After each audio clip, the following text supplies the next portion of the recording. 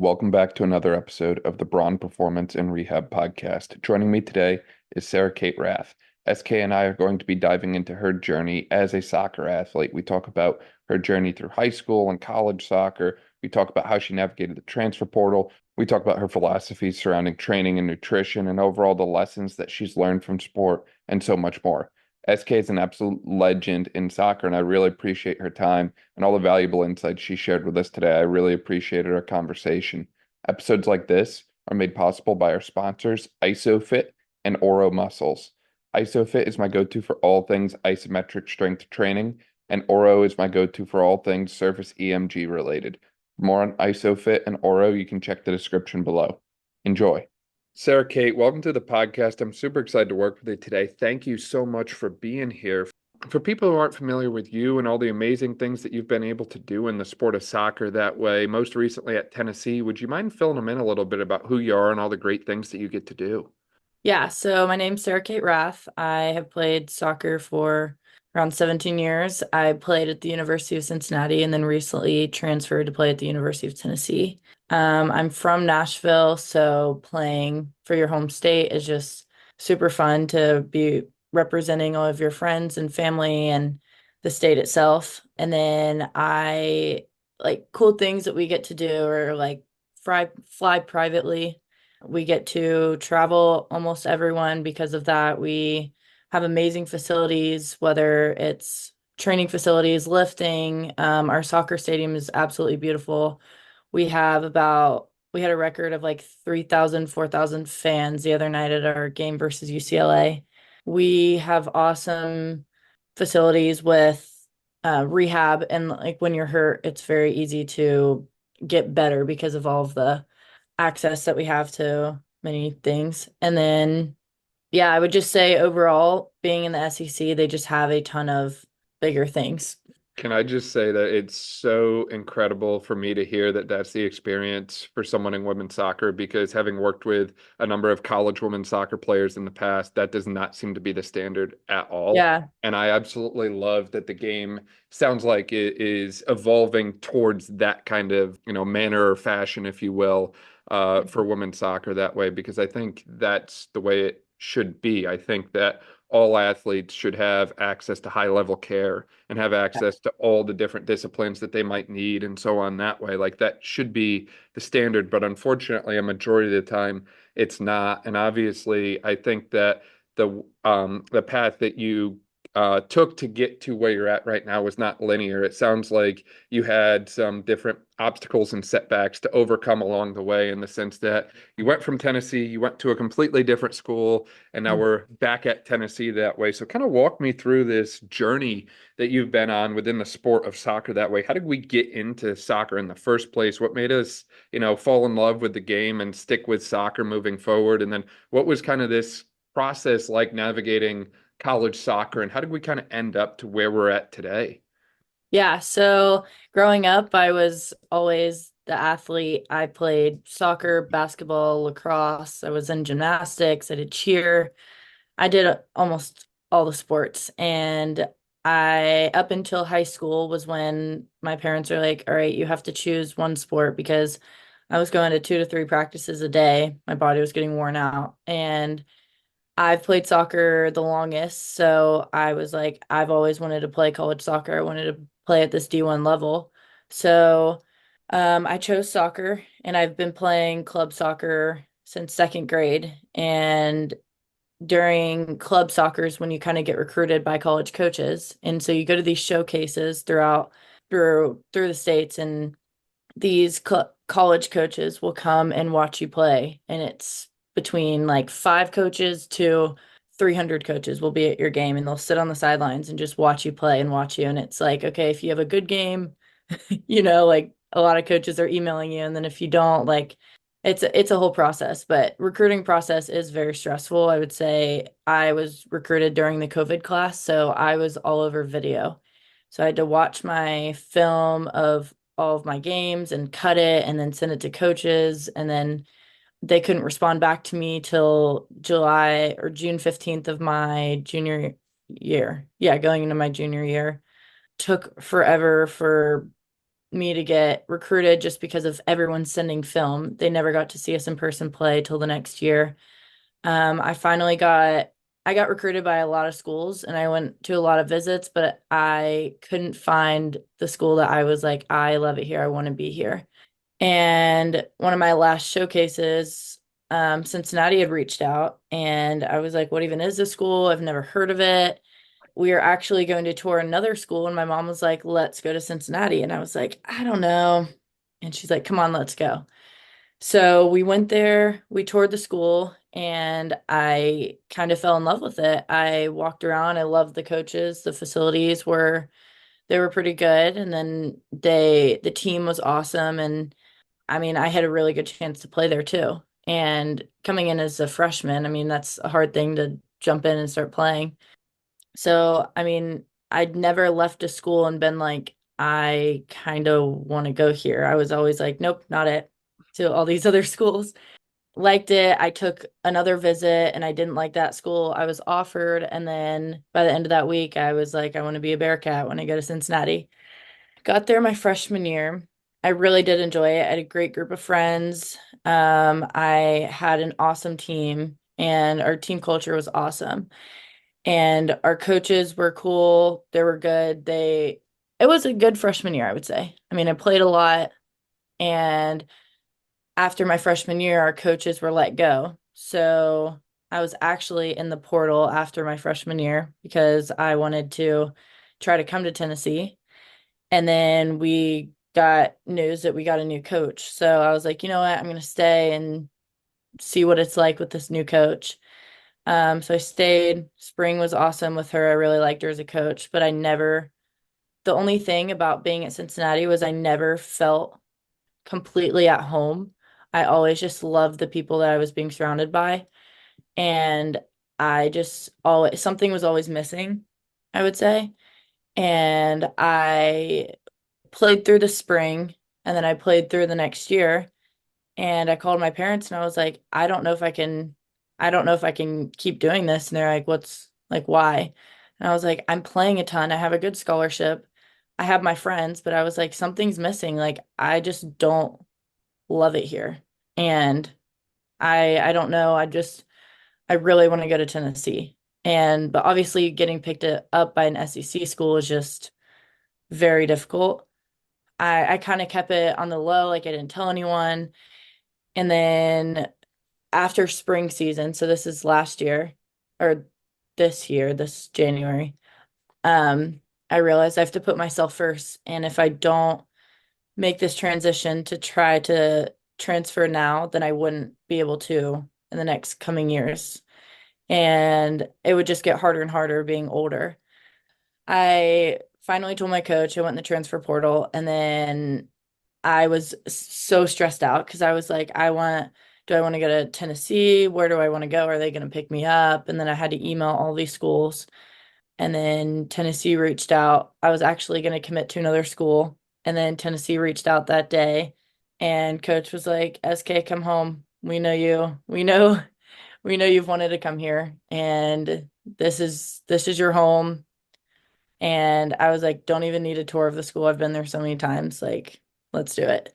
And I committed. I've been here since July and I love it. That's amazing. And there's so many amazing points that you brought up that I really want to kind of unpack and walk through because as Yeah. we were talking, I was kind of thinking back to some of the different athletes that I get to work with that way and how a lot of them are facing a lot of the same issues that you were facing. They're just in a different stage of that journey, I would say. So, initially you kind of brought up the recruiting process, which based on what you explained was really interesting to navigate around COVID time in the sense that it was a little different than normal, I guess we could say.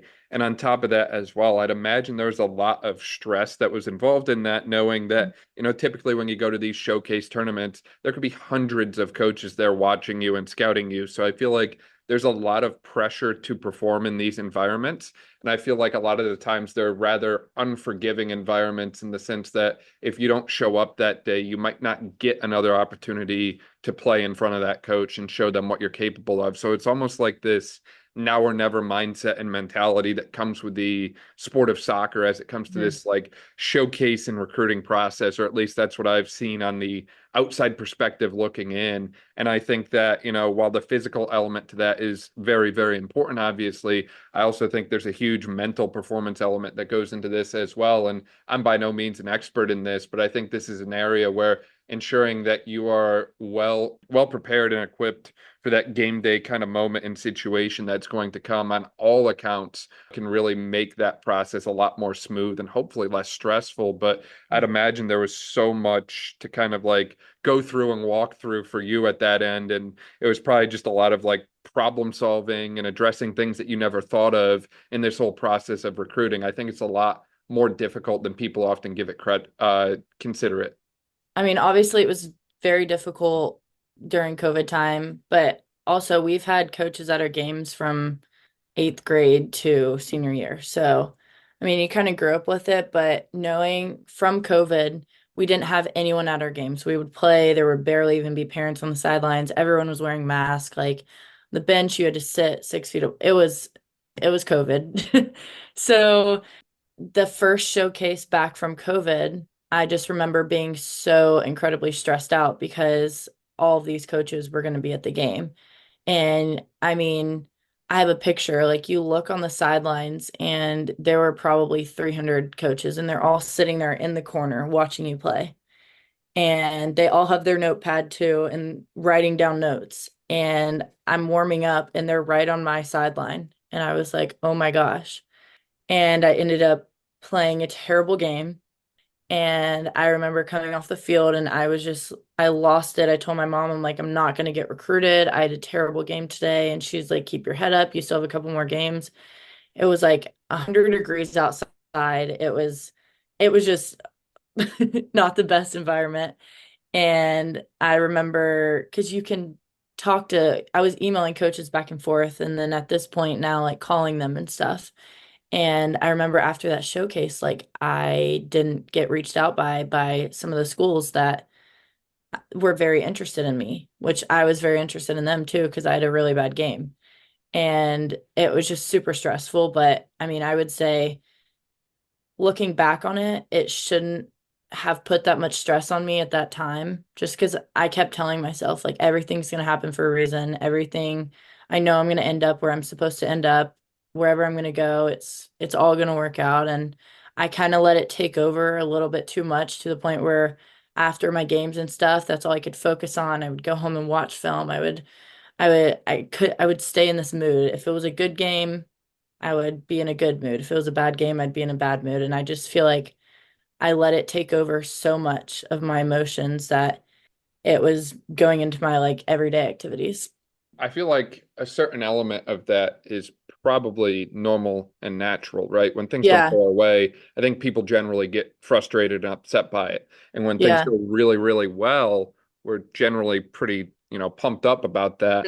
Mm. So I'm kind of curious, how did you kind of walk through and navigate that kind of like mixture of emotions, I guess I'll say, or that whole timeline on your own that way? How did we kind of go grow through that time to get to the point that we're at today where we're no longer as stressed out about things like coach approval that way and that sort of thing?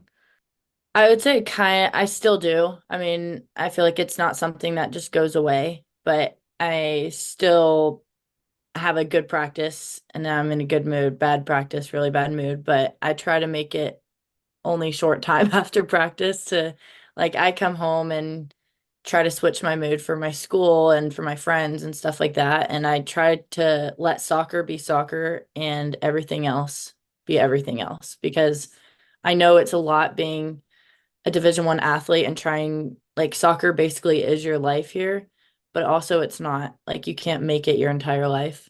So you have to be able to have a good balance of how you're going to be going through that each day. And I know there are a lot of people on the team who come home from a bad practice and literally sit in their room all day. And then there's others that like I have a bad practice, I'll go to class, I'll get some food, I'm like shake it off. We have another one tomorrow. Like how am I going to be prepared for tomorrow? And yeah, I would just say mentally, it's just like how you want to go about it. And you just have to, it took a little bit. I didn't just jump right into that, but it did take a little bit to get through. The other thing that comes up a lot is people kind of like reframe their mindset around things, and they kind of a lot of times I've worked with athletes who have gone through a period of injury and then they go back to sport and they never complain about a bad day again. They never complain about the hard conditioning. And it was this concept of like, it was absent for such a long time that they missed it and they realized Yeah. like, wow, I would rather, struggle through a bad day at practice than not be able to practice at Yeah. all. And I think that kind of like mindset shift or paradigm shift is really powerful. And I also think that you probably, if correct me if I'm wrong, but I'm guessing you probably experienced a similar element when you came back to Tennessee as well. Like I'm guessing that being in the right environment or where you felt was the right environment for you that way, as you were talking earlier, you felt like there was always something missing and you just weren't at what you called home. I feel like when you're in that like home type of environment for sport that way, it just kind of like it allows you to fire on all cylinders in a lot different way and a lot more effectively and efficiently than you would expect otherwise. And I think that once you're in that supportive and good environment, everything else falls into place. Not to say that you didn't have that before, Yeah. but certainly saying that, the right environment can make a huge difference for people. Yeah. I definitely think so. I mean, everyone has their home, I would say, and a lot of people are at their place, and I just didn't feel like I was completely at mine. And I just remember having this dream of playing soccer at Tennessee. And during high school, I wasn't recruited here because they had a huge roster. And then when I got in the portal and I got recruited here, I was so excited. I was so excited. And because it's a very difficult thing to play for such a big school. And now that I'm here, literally, I walk off the field every day and I look up in the stadium and I just tell myself, like, wow, I made it. And it's just one of those things. It's like even though if I'm not playing a ton one day and I play a ton the next day, like I just made it to this stage of my life where like I'm very happy where I'm at and I'm at the highest level. I'm at an awesome school. Like there's nothing more I could really ask for. And so this environment too, having all of my friends from, high school on the team and just being surrounded, I know a ton of people at Tennessee and I'll see them at the games and they're cheering me on. Where at Cincinnati, I didn't really know anyone in the crowds other than a couple friends that would come, but we just have such a cool environment here. And seeing the fans of a college town is really, really cool to see. Everyone's in Vols, everyone's in Tennessee gear. It's awesome. And I take pride in it. I think that a lot of people do at the school and I mean, I'm very thankful to be where I'm at and with the support that I'm given and the people around me, it's everything I could ask for. It sounds like that playing at Tennessee was always kind of like the dream or the end Yeah. goal. And there was like a little detour, but we eventually got there. And I Mhm. think that's really, really interesting in the sense that a lot of times athletes that I work with tell me that they have this dream or they have this goal, but the path that they take to get there, I mentioned before, it's not always linear. It just looks a little different from one person to the next. And sometimes things have to get worse before they get better, or sometimes they Mm. make a left turn and they should have made a right turn and they eventually get back on track in the end. So I think it's really this concept of understanding that things might not go exactly how you planned it will, but you will always end up where you were meant to end up at the end of the day. So if you Yeah. were meant to end up at Tennessee, you're going to get there eventually. It might not be immediately, it might not be in the manner that you thought it was going to happen, but you get there eventually. And I think that there's something powerful about that kind of like belief, and I don't really know what the technical term for it is, that, things will fall into place. Yeah. Totally. And on that note as well, I'd imagine as we are talking about like environment and stressors and that sort of thing, and how it sounds like you're just in such a fantastic environment right now, just like the recruiting process was stressful, I'd imagine the transfer process was stressful. And I think this is an area that tends to get a lot of controversy. I know some people who are very pro transfer portal, and I've met a lot of other people who are very against the transfer portal for a variety of reasons. And I think that it's one of those things that, at least in my opinion, if you feel you're not in the right environment, having the ability to change your situation and get into a more correct environment, so to speak, certainly could be a very powerful thing that way. But I'm curious, what was your process through this transfer portal like? How did it go? Was it easy to navigate, challenging? What kind of things do athletes need to consider if they're looking into possibly transferring schools? Yeah, I would definitely say a lot of people, I knew when I decided to tell people that I wanted to transfer, that everyone ha would have their own opinions because a lot of people think it's a bad thing, and other people who understand the process know that it can be a really good thing as well. And I would just say, like, you have to be, if you want to go in the transfer portal, like, you have to be 100% in because if you're 50%, you're gonna maybe regret your decision, or maybe like it's a big decision. It's life-changing. And I remember I was 100% in. I was like, I've been wanting to do this and I want to change schools. And as soon as I went in the portal, I was very nervous. I sat there all day on my computer just waiting for the emails, and I had my list of probably 10 to 15 schools I sent my emails to that I was very interested in. And ever that next, I was like, wow, I'm going to be committed in a week, which is crazy to a new school. And to not even know where that was, I was reaching out to all these Florida schools. I reached out to Tennessee, Auburn, a couple SEC schools, and then schools in the Carolinas because I kind of wanted to be near water. And it was either water or Tennessee. And I remember I was so stressed out because I wasn't hearing back from all the schools that were like the one. I mean, I was only hearing back from like two or three out of 15 and a ton of other schools and stuff. But I mean, it is very stressful because I'm like, what if I make the wrong decision? What if I go here and I don't like it and I gave up something that I really, really good that I had? But honestly, I kept telling myself, you'll never know if you don't try because I know that if I was still in my position at Cincinnati right now, I'd be telling myself, why didn't you do it? Why didn't you do it? Why didn't you try it? Because I still have 2 years left of college and I wanted to have a change of environment, change of people, scenery, place. Like I wanted to be at Tennessee. And I emails went for about a week. I was on phone calls all day. And then I kind of got it down to my top 2 to 3 schools that I really liked. And then Tennessee reached out, and that's was just overall number one. So I was like, I have to go with Tennessee. So, I mean, I would say it was a little bit more stressful in high school just because that was your initial view of college going into it. And you can never like know what college is about, who you're meeting everyone for the first time. Everything's new. So I think it was also a little bit more stressful in high school, but in college, I knew what I was looking for. I knew the exact environment that I wanted to be in, place that I wanted to go, what I like, what I don't like in schools. And it really helped me narrow down my options because there's so many options out there and you kind of just get to choose for yourself.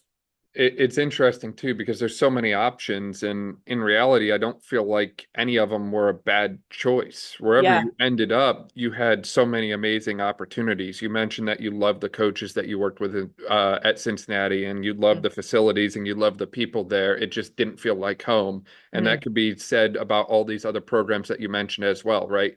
Great Yeah. coaches, great staffs, great, supportive environment that way, and so on. It's just a matter of does it feel right to you? Because you're obviously the most important piece in this puzzle that way. And I think a lot of the times we get so caught up in, the physical or material world in the sense that we feel we need to do better at providing a better, physical environment and physical equipment and Mhm. people in the area, where sometimes it's just more about does it feel right to the individual and how do we treat people at the end of the day. I think it's so easy for us as coaches, clinicians, practitioners, and even some athletes, I would say, we just have a tendency to get so caught up in this concept that, athletes are athletes, and we forget Mhm. about the people side to it. And I think that, going off of that, like we forget about like you probably had classes that stressed you out and Mhm. exams. You probably had like a dog or something back home that you would like, miss seeing regularly or like family and different things that way. And it's like all of these things go into account of our overall athlete experience. And the more we can kind of take those into consideration and provide for those with the people that we work with that way, I think the better off the athlete is going to be. And it's not necessarily just, rolling in the shiny new $100,000 piece of equipment for the gym. Sometimes Mhm. it's just about having conversations with athletes that are meaningful and understanding what they need and how we can best provide for them. I would just say definitely mental health is a big priority with athletes. I mean, because we are kind of identified as an athlete, and that's our whole personality. And people just view us as an athlete. And I mean, we are people too. We have our own lives. It's just we don't live it the same as everyone else does. And I mean, there's a lot of stress that we take into soccer, and then there's also regular people stress. So, I mean, I still stress about school. I still stress about, friends, family, missing my dog from home, like little things like that. Everything or everyone still stresses about. We still stress about too, if not more. And so I definitely think that it plays a big role to have that help outside of soccer to talk through your emotions and talk through everything just to know that everything's okay, like you're on the right path. You're allowed to have these stresses. You're allowed to be not okay sometimes. I mean, that's with everyone. So, yeah, just being known as an athlete, but we're also people as well.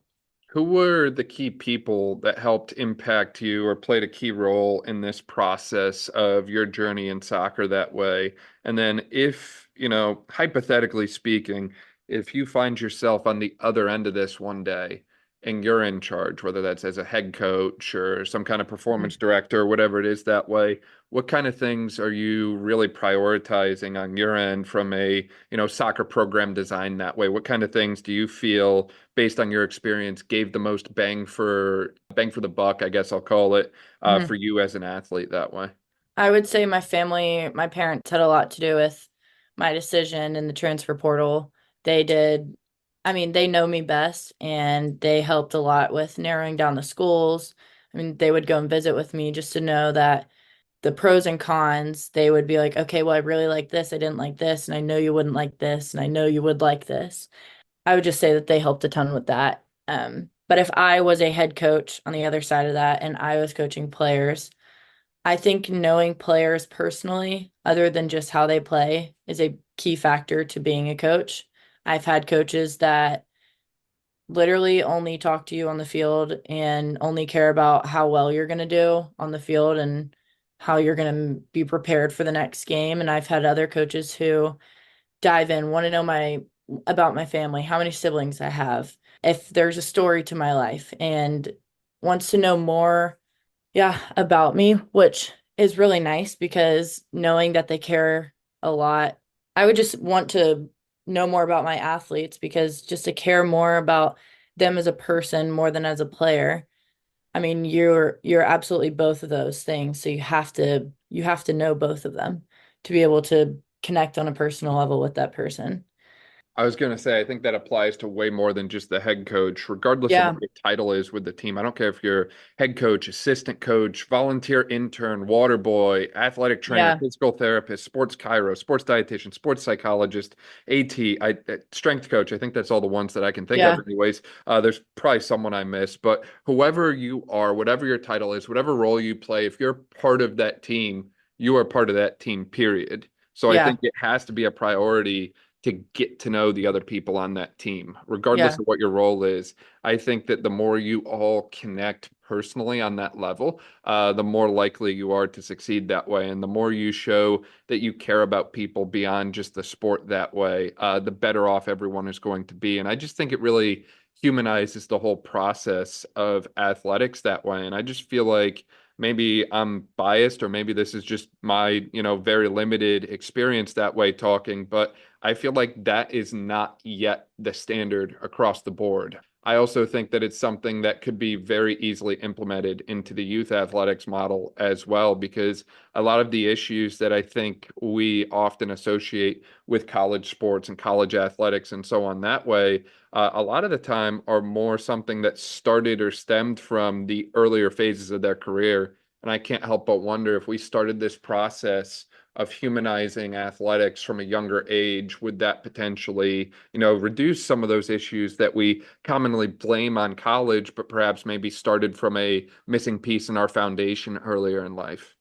Yeah, I definitely think it's all about how you've been raised. And I mean, personally, I love to know people on a deeper level just because that makes me have more of a connection with them.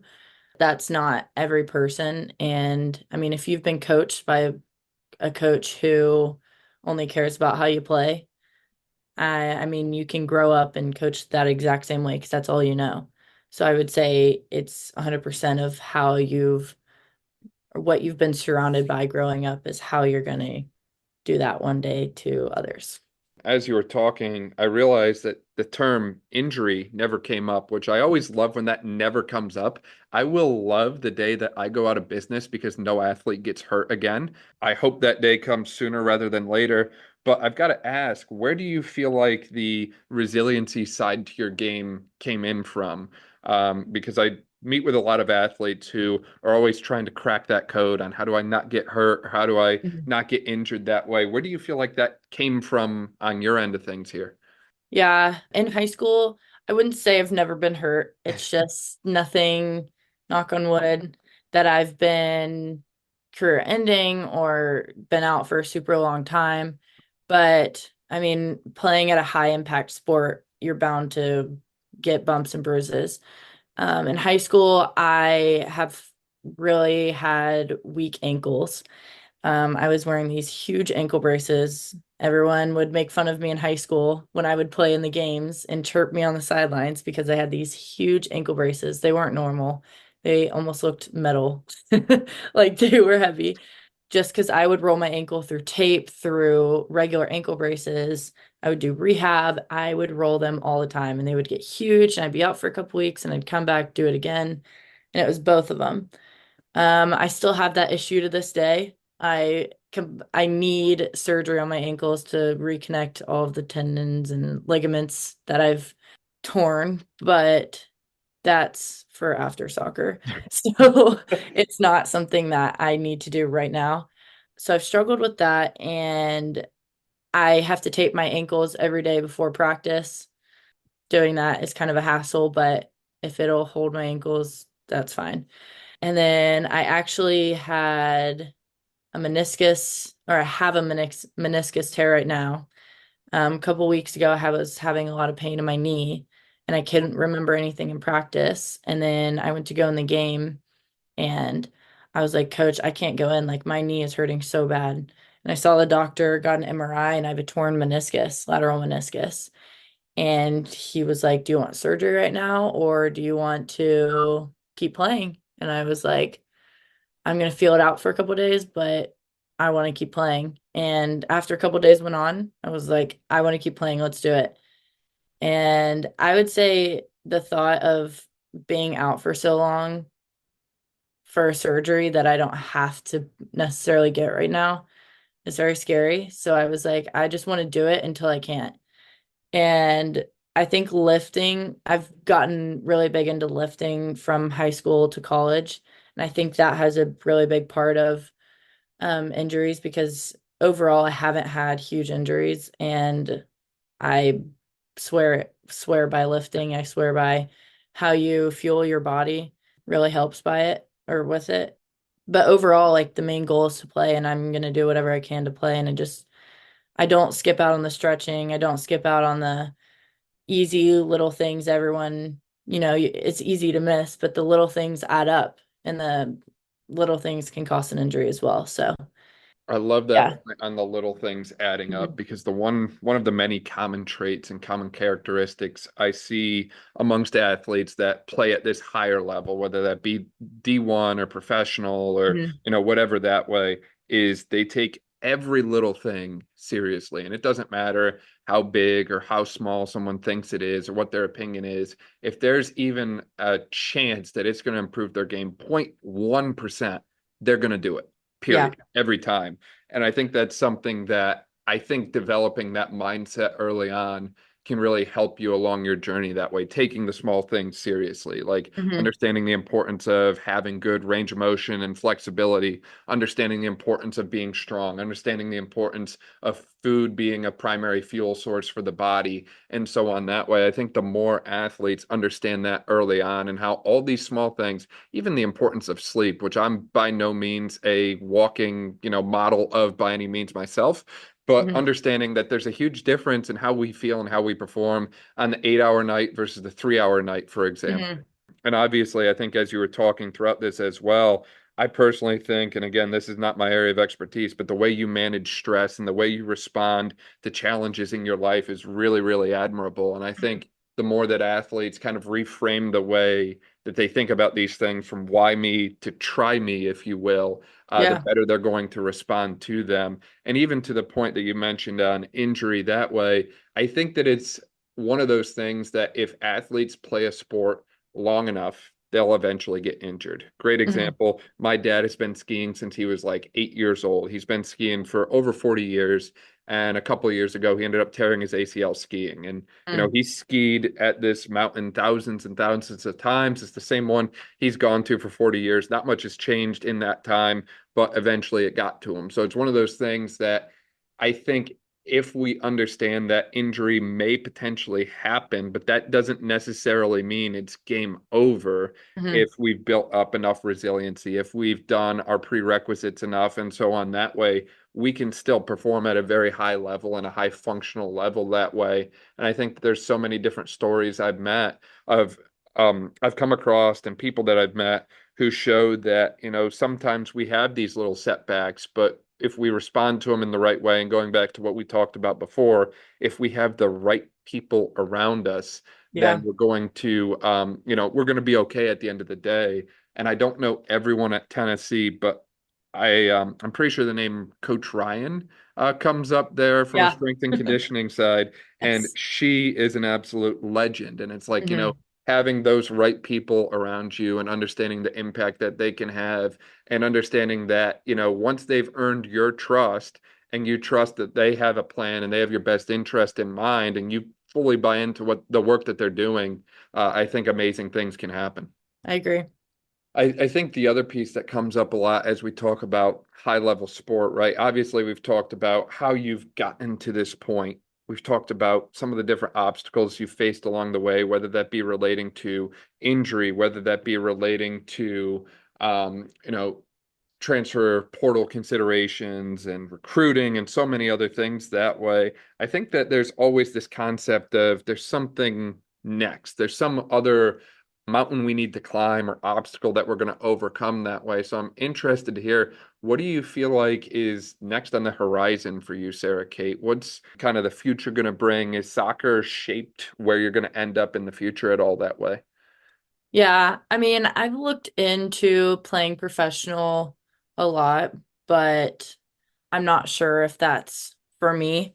I've been playing for, I've said, for so long, and I mean, it has to come to an end at some point. And if that's at the end of my college career, it's at the end of my college career. I do want to start my real life though and kind of move on after these next 2 years and see where that takes me. I mean, it's going to be a big step. It's going to be hard not to have soccer there anymore, but I mean, there's always clubs and stuff that I can get into and being in smaller teams, but and supporting others, but I feel like I'm ready to move on and get a job, find somewhere else to live, and just kind of start the next chapter of my life. What do you feel like soccer has taught you that has prepared you well for that next chapter? What lessons have you learned from your coaches and teammates and the other people that you've worked with along this way that you feel have prepared you for this next stage of life that you mentioned? Yeah, I was actually just talking about this with my mom. I would say soccer is, I mean, playing a Division 1 sport has really, it really teaches you life lessons. And I would say being able to work with people and then deal with situations, being consistent, getting up early, being on time, getting to place, being communicating with everyone, all those things together, you don't have. as a regular student. Like you have these, you're getting told you can't be late. You have to be here at this time. You're not allowed to do anything this weekend. You have to sit, like, you're not allowed to go to the football game when everyone else is. And you have to mentally be like, okay, like, I can't.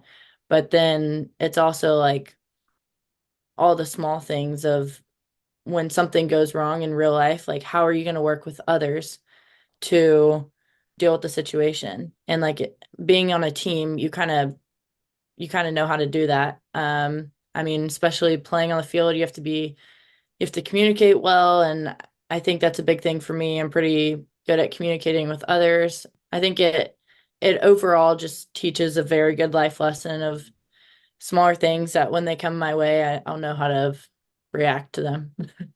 I think it's one of those things that, success requires sacrifice at the end of the Yeah. day. And obviously, I don't think it's an accident that you've gotten to the place that you're at right now. It sounds like you've poured a lot of blood, sweat, and tears into this sport for Hmm. probably just as long as I've been, probably longer than I've been practicing, longer than I've been in school. You've been doing this for a long freaking time. So I don't Yeah. think it's an accident that you got there. And as you were talking, like you realize just how much you have to like give up or miss out on in order to get Yeah. to this level. Earlier this year, we were talking with Josie from University of Maryland, and she talks about how she missed her senior prom in order to train for her sport more.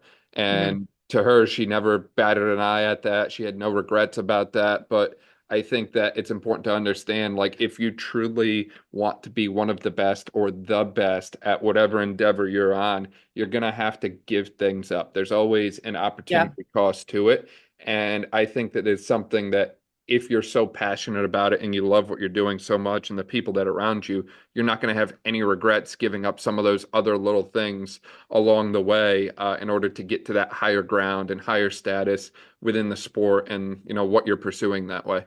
Yeah.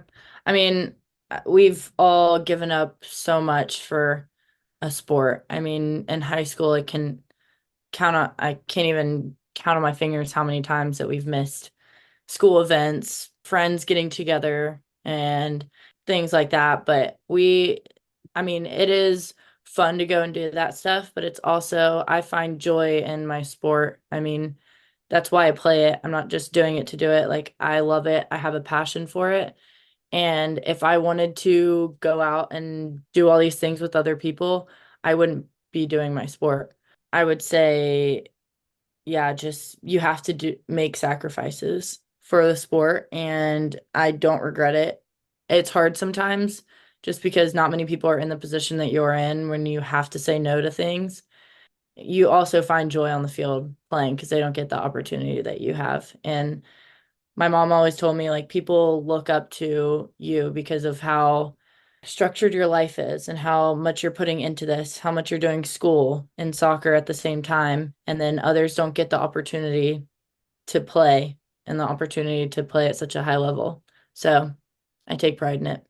Yeah, as you should. And, Mm. I think you've been a little too humble this entire time. I mean, you were a high school state champion in soccer Mm. nonetheless, and that's something that very few people get to do. And then we look at the stats on how many athletes ever get the opportunity to play in college, let alone two of the best, highest level soccer programs in the country that way at Cincinnati and Tennessee, right? Like, Yes. plain and simple, this is a very, very elite group of people that you have become a part of through your career that way. And I think that that's something that's extremely admirable and also important to recognize in the sense that you have done so many amazing things and made so many accomplishments along your time as an athlete that way. And I think that sometimes we don't always give ourselves enough credit for what we've done. And Hmm. maybe there's a little bias in that because at least for myself, I never feel like anything I do is that significant because I did it, so it means nothing. But I think a lot of the times we look back and it's like, wow, it's really incredible and impressive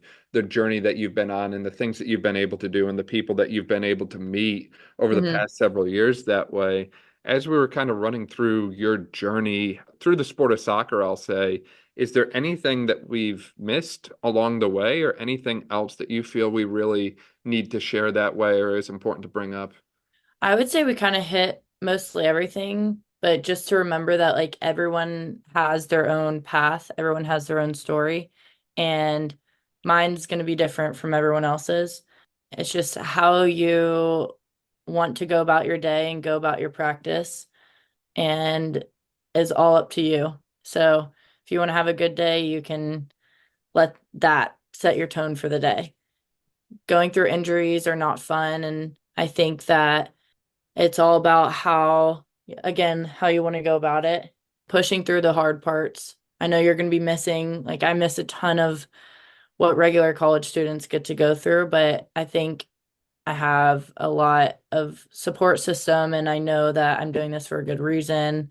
I love the sport, I love the game, and I wouldn't trade it for the world.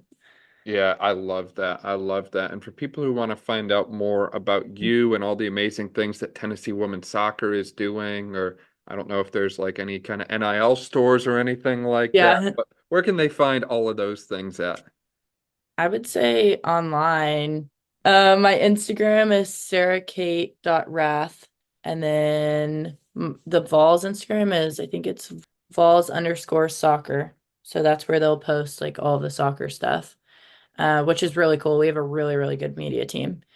Awesome. We'll link to all of that in the description below. That way, if you didn't quite catch it, you can just click there and you can keep up to date on all of the amazing things that Sarah Kate and her teammates are doing in the sport of soccer that way. I really appreciate your time today and looking forward to future conversations with you, SK. Yes, me too. Well, thank you so much for your time and hope you have a good day.